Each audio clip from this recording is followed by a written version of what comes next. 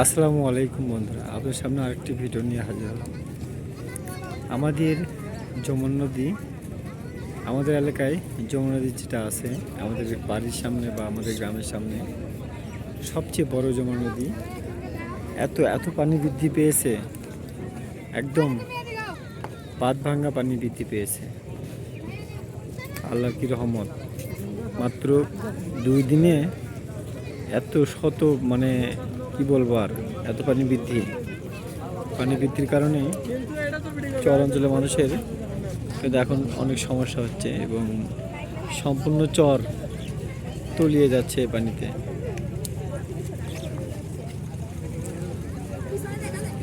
এত পানি বৃদ্ধি, জানি না অন্য কোনো পাশে বা অন্য কোনো এলাকায় এত পানি বৃদ্ধি আসে না। আমাদের এলাকায় প্রচুর পানি বৃদ্ধি, হাজার হাজার মানুষ এসেছে কিন্তু এই পানি বৃদ্ধি দেখার জন্য এবং এই সৌন্দর্য উপভোগ করার জন্য। কি স্রোত, এত স্রোত পড়ছে, শুধু ভিডিওতে মনে হচ্ছে যে খুব আস্তে যাচ্ছে, কিন্তু যখন আপনি বাস্তবে এখানে আসবেন তখন বুঝতে পারবেন যে আসলে এই নদীর কি স্রোতের গতি বা কি স্রোত এবং কত দ্রুত পানি যাচ্ছে। একদম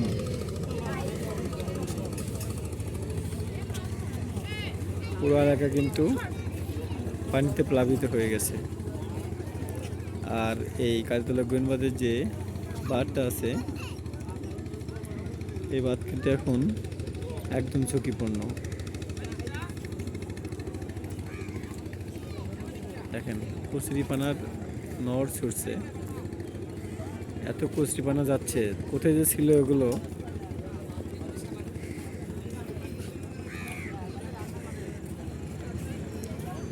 আল্লাহ রহমত করো। আমাদের কালীতলা এলাকা আই লাভ শাহজাহানদের পিছনে এই সৌন্দর্য দেখার জন্য মানুষ অনেক দূর দূরান্ত থেকে কিন্তু এখানে চলে এসেছে। আর নদীতে মাছ ধরতেছে, শখের বসে কিন্তু এই মাছ ধরা। অবশ্যই আপনার এলাকায় কেমন পানি বৃদ্ধি,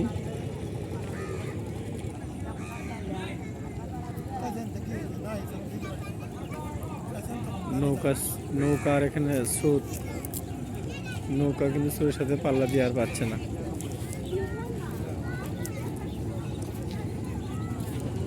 এই নৌকা চড়ে কিন্তু এখানে পুরো নদী ঘোরা যায় মাত্র 30 টাকায়, ওই পার যাওয়া এবং এবারে আবার আসা বড় নদী। এই আমাদের বাড়ির সামনে যে আরো নদীটা ছোট, তারপরে আরো একটু উপরে বিশাল বড় নদী আছে যমুনা, যা কল্পনার বাহিরে। আপনি কখনো দেখেন না, এখানে না আসলে কখনো উপভোগ করতে পারবেন। দেখেন এত স্রোত, এই স্রোতের মাধ্যমে কিন্তু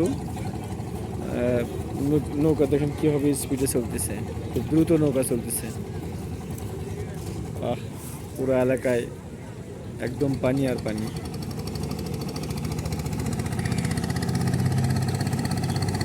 নৌকাগুলো খুব দ্রুত কিন্তু চলতেছে।